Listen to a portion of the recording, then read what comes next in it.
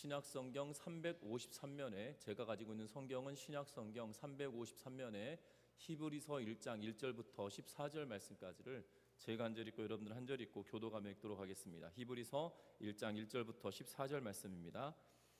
옛적의 선지자들을 통하여 여러 부분과 여러 모양으로 우리 조상들에게 말씀하신 하나님이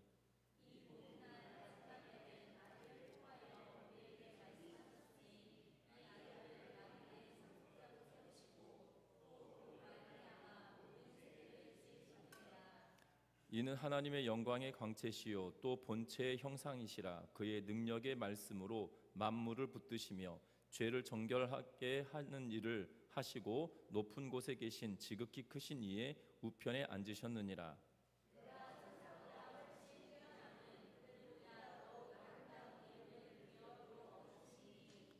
하나님께서 어느 때에 천사 중 누구에게 너는 내 아들이라 오늘 내가 너를 낳았다 하셨으며 또다시 나는 그에게 아버지가 되고 그는 내게 아들이 되리라 하셨느냐.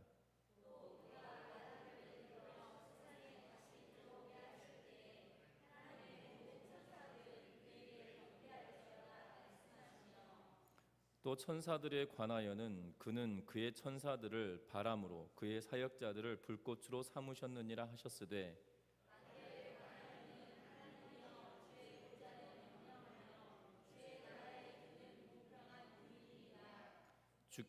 주께서 의를 사랑하시고 불법을 미워하셨으니 그러므로 하나님 곧 주의 하나님이 즐거움의 기름을 주께 부어 주를 동류들보다 뛰어나게 하셨도다 하였고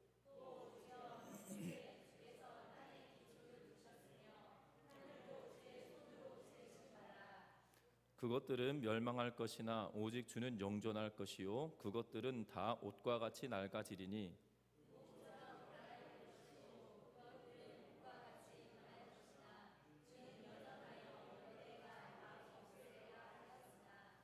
어느 때의 천사 중 누구에게 내가 내 원수로 내 발등상이 되게 하기까지 너는 내 우편에 앉아 있으라 하셨느냐.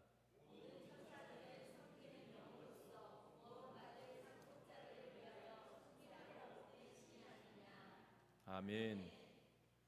우리 서로 인사 나누고 말씀 나누겠습니다. 사랑하고 축복합니다.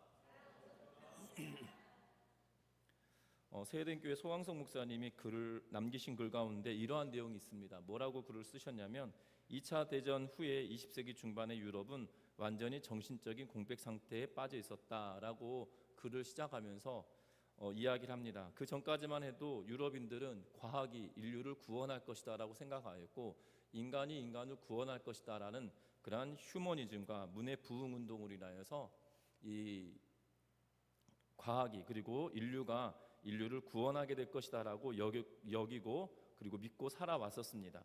실제로 인간은 위대해 보였고 그리고 대단한 존재다라고 생각을 하게 되었습니다. 왜냐하면 과학기술의 발달이 사람들로 하여금 이롭게 만들었을 뿐만 아니라 과학기술의 발달로 말미암아 사람들의 생활이 더 편해졌기 때문이라는 것이지요. 그런데 유럽에서 두 번의 큰 세계대전이 일어남으로 말미암아 과학이 그들을 구원할 것이라는 생각이 깨져버리게 됩니다. 심지어 2차 세계대전 당시 히틀러는 유대인들을 600만 명이나 죽인 그러한 일들을 우리는 봅니다.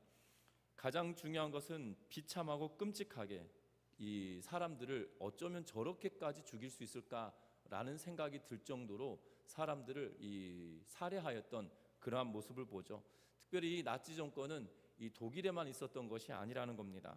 프랑스에도 그리고 스위스에도 있었다는 거죠. 그래서 같은 민족끼리 서로 모략과 암투가 벌어지는 그러한 일들을 보게 되었다는 겁니다.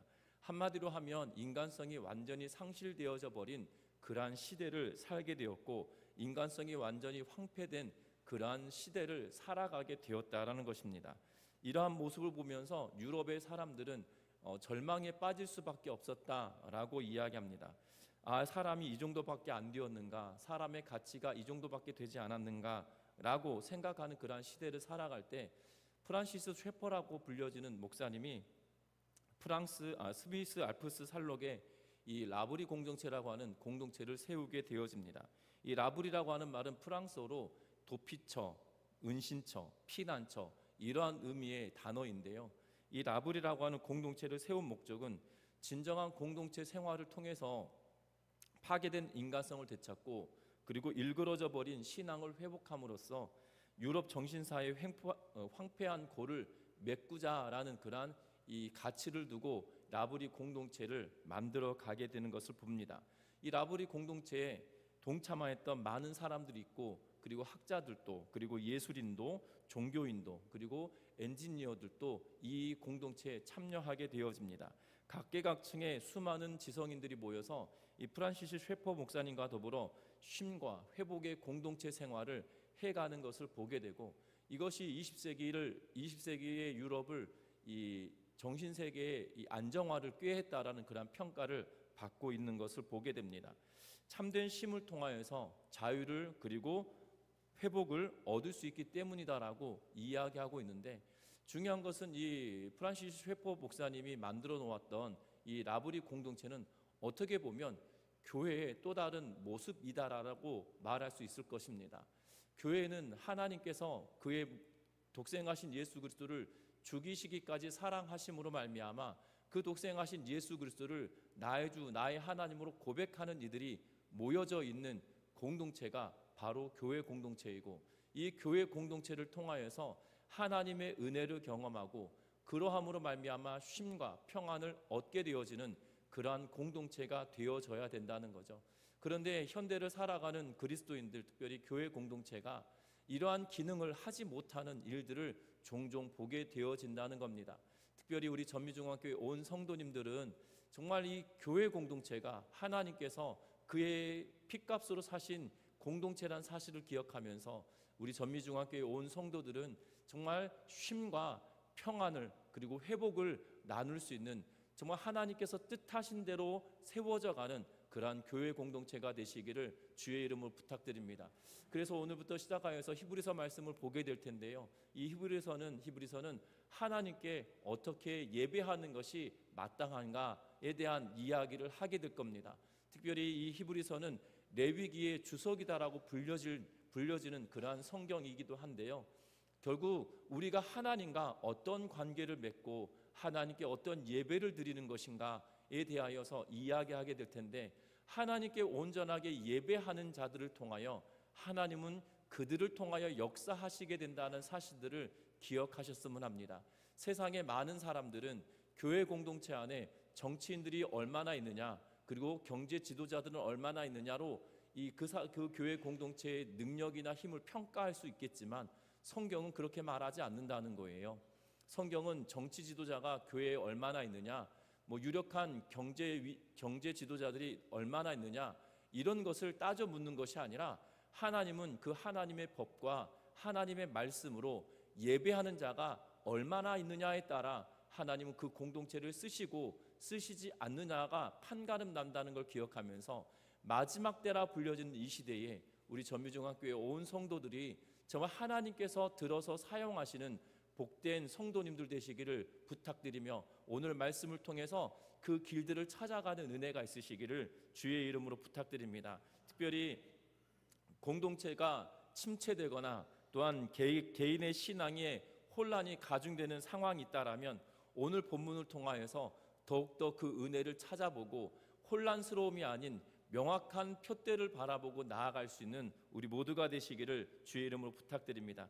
특별히 오늘 히브리서는 1장 1절에 뭐로부터 시작하고 있냐면 옛적의 선지자들을 통하여 여러 부분과 여러 모양으로 우리 조상들에게 말씀하신 하나님이라고 하면서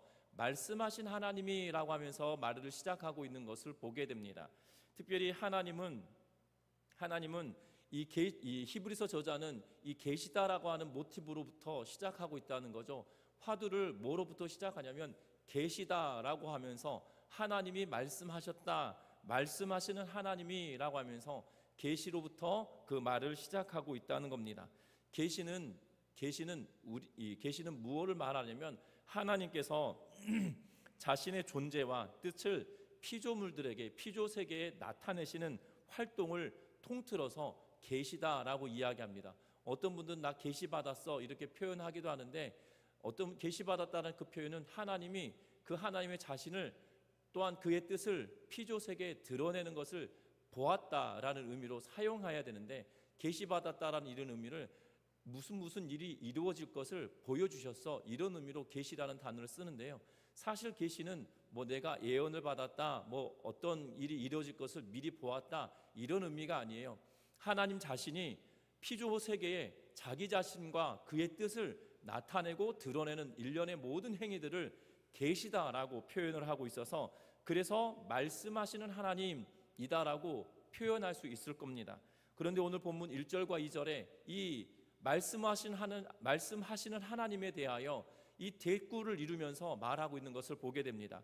옛적에라는 표현은 2절에 보면 모든 날 마지막에라는 표현과 대꾸를 이루고 있고, 그리고 선지자들을 통하여라는 말은 아들을 통하여라는 2절 말씀과 대꾸를 이루고 있는 것을 보게 됩니다. 뿐만 아니라 여러 부분과 여러 모양으로라는 표현을 사용하고 있는데, 이 대꾸로 뒤에 보는 6장 이후에 보게 될 것이지만 단번에 주신 바 된, 단번에 해결하셨다는 표현을 쓰면서 여러 번이 아닌 단번에 해결하시는 예수 그리스도에 관한 이야기를 말씀합니다. 뿐만 아니라 조상들에게 말씀하셨다라는 표현에 대꾸적인 의미로 우리에게 말씀하셨으니 라고 하면서 1절과 2절 말씀을 통하여 이야기하고 있는 것을 보게 되죠. 분명한 것은 하나님이 말씀을 하시는데, 고대, 다시 말하면 구약시대에도 이야기하셨던 그 하나님이 지금도 이야기하고 계신다라고 이야기하고 있는 것을 보게 됩니다. 말씀을 하시는 하나님이 우리에게 보여주셨고, 우리에게 나타내 주셨고, 우리에게 행할 바를 보여주셨다는 사실을 통하여 이 계시를 이야기하며 우리에게 말하고 있다는 겁니다. 교회 공동체도 마찬가지입니다. 교회 공동체도 하나님께서 말씀하시는 대로 살아내는 것이거든요. 교회는 무엇이 교회냐면, 하나님께서 그가 나타내신 예수 그리스도를 믿고 그의 가르침을 따라 살아가는 공동체가 교회 공동체입니다. 교회는 때로는 성도들의 교제를 통하여서 때로는 위로가 되기도 하고 또한 기쁨이 되기도 하지만 그것이 전부가 아니라는 거예요. 마태복음 16장에 교회에 관한 첫 번째 신약 성경에 처음 등장하는 단어가, 교회라는 단어가 마태복음 16장에 등장하는데, 그때 무엇을 하고 이야기하시냐면 그 고백 위에 세워졌다, 주는 하나님의 아들이다라는 그러한 신앙의 고백 위에 또한 교회라고 하는 단어가 쓰여지고 있다는 사실입니다. 분명한 것은 하나님의 독생하신 예수 그리스도를 믿는 믿음, 또한 우리에게 나타내신 하나님의 뜻에 따라 살아가는 공동체가 바로 교회 공동체라는 사실들을 기억함으로 하나님의 말씀에 귀를 기울이고 하나님이 나타내신 것에 관심을 둘 수 있는 은혜가 있으시기를 주의 이름으로 부탁합니다. 왜냐하면 하나님의 말씀에 관심을 두지 않으면 우리는 믿음의 사람이라 말할 수 없기 때문이에요. 여러분들 그렇지 않겠습니까? 내가 관심 분야가 있어요. 예를 들면 저 중고등학교 다닐 때 이 과목 선생님들이 어떤 분은 제가 좋아하는 선생님이 있고 어떤 분은 또 제가 좋아하지 않는 선생님들도 있잖아요. 그러다 보면 제가 좋아하는 선생님의 과목은 어떻게 해서든지 그 선생님 눈에 들고자 열심히 하는 것을 보게 됩니다.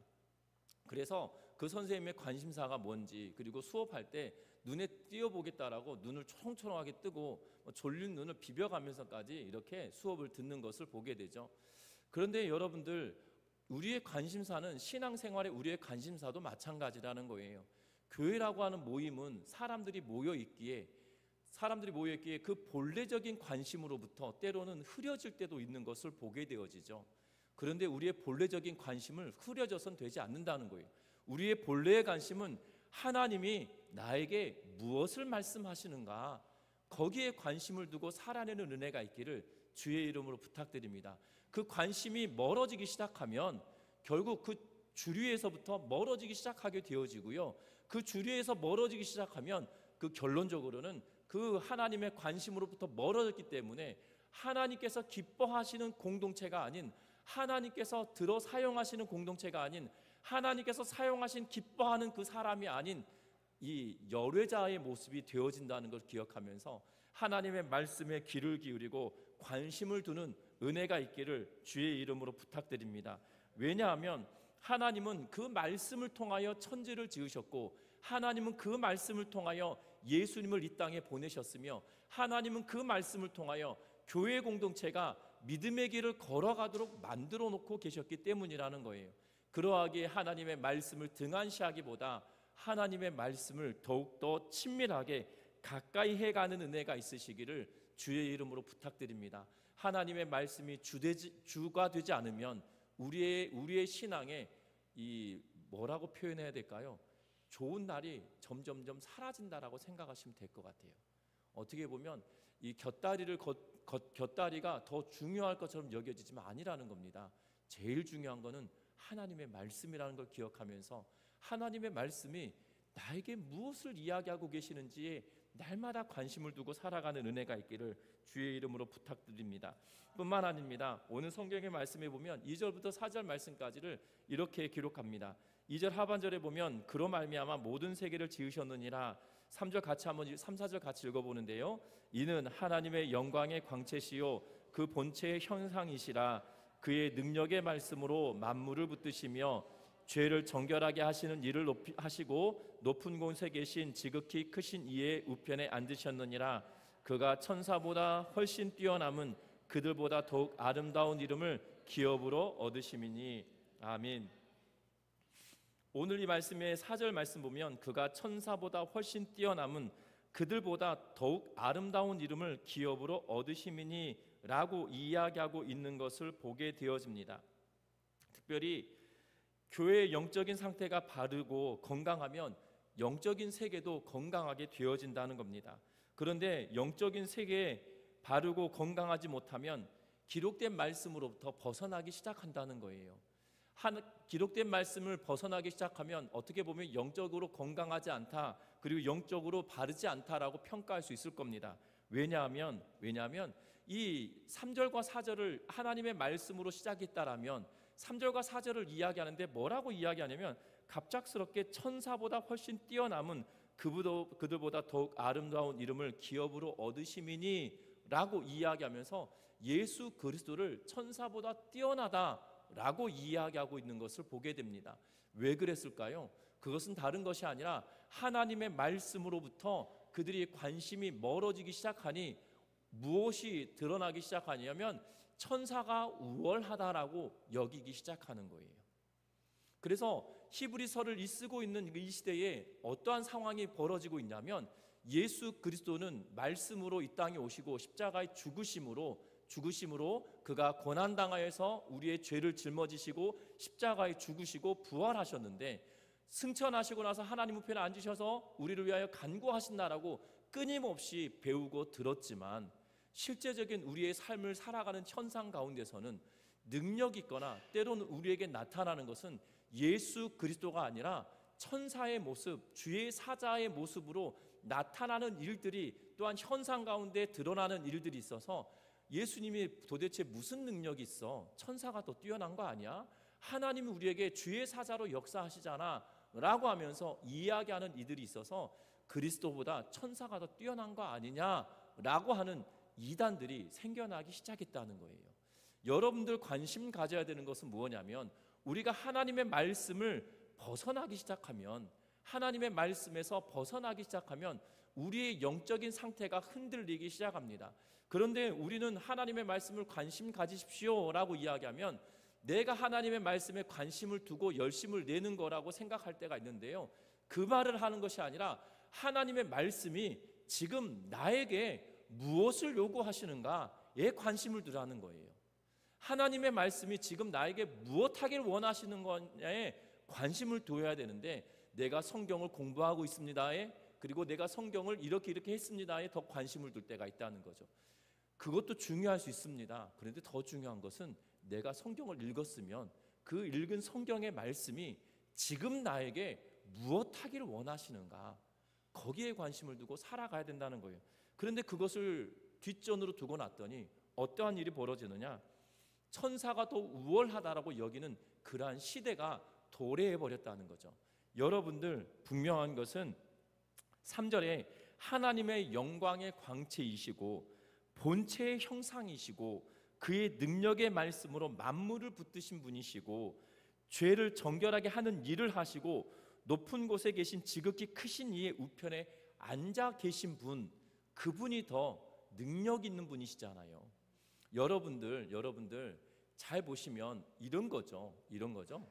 나라의 대통령이 있습니다. 그리고 우리는 지금 용산이라고 과거는 청와대라고 불려서 그래서 청와대가 더 이렇게 익숙한데요. 어찌됐든 지금 용산 대통령실에 대통령이 계시잖아요. 그러면 대통령을 보좌하는 실장들이 더 중요할까요? 아니면 그 실장들의 이야기를 각 부처나 아니면 뭐 지역의 사람들에게 전달하는 그 사물을 보는 분들이 더 능력 있는 걸까요? 쉽게 말씀드리면 동사무로 우리가 말하면 이 주민센터 가면 맨 앞에 앉아 계신 분이 우리들하고 더 친근하고 우리에게 더 실질적인 도움을 주시는 분들이잖아요. 그런데 주민센터 가면 우리에게 더 친근하고 우리의 실질적인 문제를 잘 해결해 주신 분들이기 때문에 그분의 능력치가 굉장히 높아져 보일 수 있습니다. 그런데 우리는 이미 알고 있잖아요. 그 주민센터에서 제일 지위가 높은 분이 주민센터장, 과거로 말하면 동장이 제일 높잖아요. 그런데 우리는 동장보다도 주민센터의 앞에 계시는 실무를 담당하는 분이 제일 높다라고 생각하는 경우들이 있나요, 없나요? 현실에서는 없는데 신앙생활할 때는 있다는 거죠. 이게 천사를 더 우월하게 여기는 일들을 보게 된다는 거예요. 그 본체는 3절에 말하는 예수 그리스도가 그 본체다라고 이야기하면서 하나님 우편에 계신 분이고 그분은 어떤 일을 하셨냐? 하나님의 영광의 광채이시고 그리고 하나님의 본체이신 그분이시고 그리고 능력의 말씀으로 만물을 붙드시는 분이신데 우리에게 이러한 일들을 하나님의 뜻을 전달해주는 천사를 보면서 그것을 더 우월하다고 여기는 일들을 왜 행하고 있느냐라고 지금 이 히브리서를 기록하고 있는 저자가 이야기하고 있다는 거죠. 저와 여러분들 이렇게 되어지는 것은 말씀을 등한시하는 것으로부터 시작되어진다는 거예요. 말씀을 등한시하기 시작하면 하나님의 말씀이 나에게 말씀하시는 것에 관심을 두지 않기 시작하면 우리의 관심사가 틀어지기 시작하고 이 영적인 문제에서 틀어지기 시작하고 영적인 문제가 틀어지기 시작하니 교회 공동체가 바른 길에 서 있는 것이 아니라 다른 길에 서 있을 가능성들이 농후해져 버리는 시대를 살게 되었다는 것에 관심을 두시기를 주의 이름으로 부탁드립니다. 우리의 본래적인 관심은 예수 그리스도에 관심을 두어야 되고 예수 그리스도에 관심을 둔다는 것은 하나님의 말씀이 지금 나에게 무엇하기를 원하시는가에 관심을 둔다는 거예요. 그래서 그 길을 살아내는 은혜가 있기를 주의 이름으로 부탁드립니다. 특별히 3절에 보면 이렇게 말합니다. 이는 하나님의 영광의 광채시요 그 본체의 형상이시라 그의 능력의 말씀으로 만물을 붙드시며 죄를 정결하게 하시는 일을 하시고 높은 곳에 계신 지극히 크신 이의 우편에 앉으셨느니라 라고 이야기하면서 그의 능력의 말씀으로 만물을 붙드시며 라고 이야기하고 있어요. 여기서 만물을 붙드신다는 것은 동물계, 식물계, 무생물계 그리고 천체 이런 눈에 보여지는 것을만을 이야기하고 있지 않다는 사실입니다.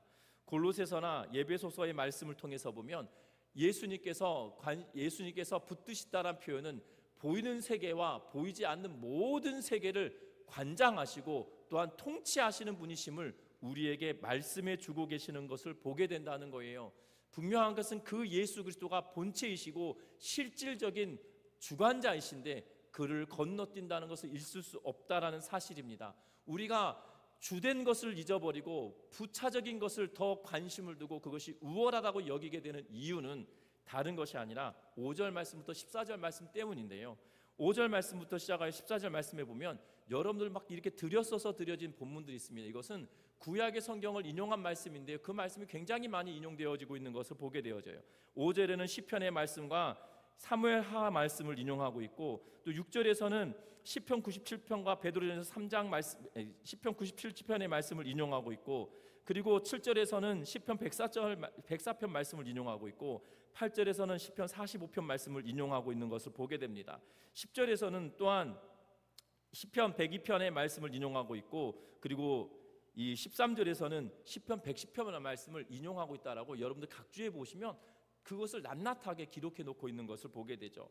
분명한 것은 이 예수 그리스도에 관한 이야기, 왜 예수 그리스도가 주될 수밖에 없는지에 대한 이야기들을 설명해 주고 있는 그러한 구약 성경의 이야기들을 수록하면서 이 히브리서 저자는 말하고 있습니다. 그런데 이것을 딱 한마디로 요약하자면 예수님은 하나님이시다. 예수님은 예수님은 하나님의 독생하신 아들이다 라고 이야기하며 예수 그리스도가 곧 하나님이시다, 삼위일체 되시는 하나님에 대하여 이야기하고 있는 것을 보게 되죠. 하나님의 아들인 영광은 시온성, 다시 말하면 예루살렘보다 더 찬란한 천성을 떠나서 이 천에 보이는 이 땅에 오심으로 그분, 하나님이신 그분이 이 땅에 오신 하나님의 빛된 분이시다는 사실들을 우리에게 말합니다. 심지어 사람이 되셨고 죽음의 지경까지 죽음에까지 내려가는 순종의 자리에까지 내려가시면서 우리를 사랑하신 분이시다라고 이야기하며 그 하나님이신 그분에 대하여, 하나님이신 그 예수 그리스도에 관하여 우리에게 이야기하고 있는 것을 보게 된다는 겁니다. 분명한 것은 하나님이신 그분이 인간의 몸을 입고 이 땅에 오셔서 우리의 죄를 짊어지시고 십자가에 죽으심으로 우리의 죄를 용서하기 위하여 이 땅에 오신 그 하나님이신 그분에 대한 이야기를 하면서 저와 여러분들이 그 위대하신 그 하나님이 실제적으로 우리의 몸을 입고 이 땅에 오셔서 우리의 죄를 사하셨는데 그것이 누가 더 중요하겠는가라고 지금 이야기하고 있다라는 사실이에요. 여러분들 기억하실 것은 예수 그리스도에 관한 이야기는 구약의 성경을 통하여 끊임없이 이야기되었고 창세기부터 시작하여서 말라기까지 예수 그리스도에 관한 이야기를 끊임없이 해오고 있다는 사실이에요. 그런데 우리는 구약의 말씀대로 이 땅에 오셔서 우리를 사랑하셔서 그의 몸을 죽이시기까지 사랑하신 예수 그리스도에 관하여서 오해하고 의심할 때도 종종 있는 것을 보게 된다는 겁니다.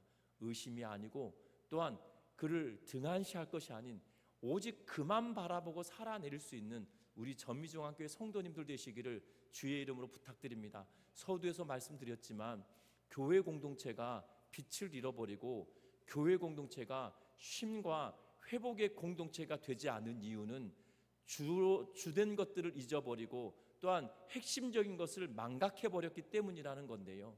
저와 여러분들이 말씀을 붙들고 살아내는 것, 그리고 주된 것을 잊어버리고 났더니 영적으로 혼란하고 영적으로 우리가 문제가 생기므로 예수 그리스도보다도 다른 것이 더 우월하다고 여기는 그러한 시대를 살고 있을 뿐만 아니라 본체 대신 예수 그리스도를 집중으로 바라보는 그러한 믿음이 우리에게 없어져 버렸기 때문에 우리의 신앙의 여정은 혼란과 그리고 어려움이 끊임없이 있을 수밖에 없다는 것을 주목하는 은혜가 있기를 주의 이름으로 부탁드립니다. 분명한 것은 아들이신 그분이 곧 하나님이시다는 거예요. 아들이신 예수께서 곧 하나님이시고 그 하나님이신 그분이 나의 죄를 위하여 이 땅에 오셨고 그분을 믿음으로 말미암아 우리가 죄 사함의 은혜를 경험하게 되었다는 것에 기억하며 그 하나님을 바라보고 살아가는 은혜가 있기를 주의 이름으로 부탁드립니다. 이것을 놓쳐버리면 교회는 더 이상 교회가 아니에요. 예수 그리스도의 십자가의 은혜를 놓쳐버리면 더 이상 교회가 아니게 된다는 사실입니다. 우리의 신앙의 여정도 마찬가지입니다. 내 안에 예수 그리스도의 사랑이 없어져 버리면, 있지 않으면 우리는 교회가 더 이상 되지 않는다는 거예요. 그래서 저와 여러분들이 정말 예수 그리스도가 내 안에 찾아오셔서 내 안에 주인이 되어주시고 나의 삶의 근간이 되어주시고 내 삶의 인도자 되어주셔서 정말 예수 그리스도를 바라고 살아갈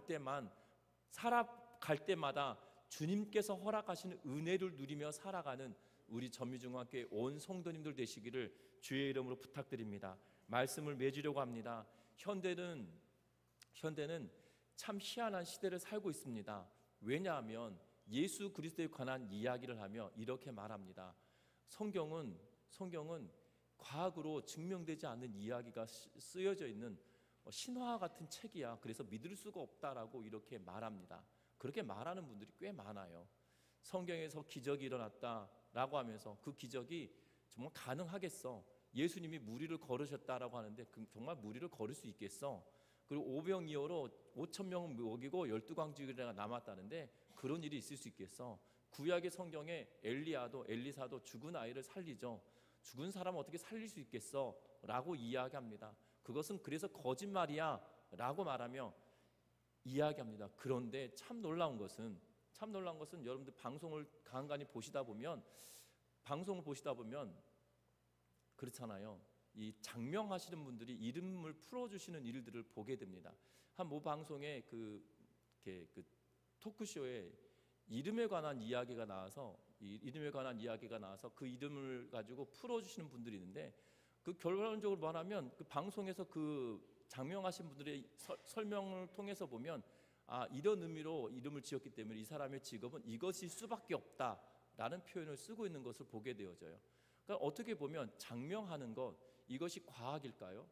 근데 과학이 아님에도 불구하고 세상의 사람들은 이것이 신비하다, 이렇게 될 수밖에 없는 운명이었다라고 해석을 하며 말합니다. 심지어 주술사들, 때로는 점을 치는 사람들, 또한 무당들까지도 등장을 하며 그들의 이야기를 하고 있는 것을 보게 됩니다. 심지어 오죽하였으면 이 방송 프로그램의 컨셉이 그거잖아요. 이 점치는 사람, 그래서 무슨 보살 이런 프로그램을 하고 있는 걸 보게 되는데, 여러분들 그런 이 컨셉을 삼고 있는 이유가 무엇일까요? 그것이 성경은 기적의 이야기가 쓰여졌기 때문에 거짓이다라고 말하면서도 실상은 신비해 보이는 그것이 진짜일 수 있다라고 가정을 두고 이야기하고 있는 것들을 보게 되죠. 기적만을 구하는 그러한 시대를 살아가고 있는 것 같아요. 그런데 진짜 기적은 하나님 그분이 우리를 위하여 이 땅에 오셨고 우리를 위하여 십자가에 죽으셨다는 게 기적이 아닐까요?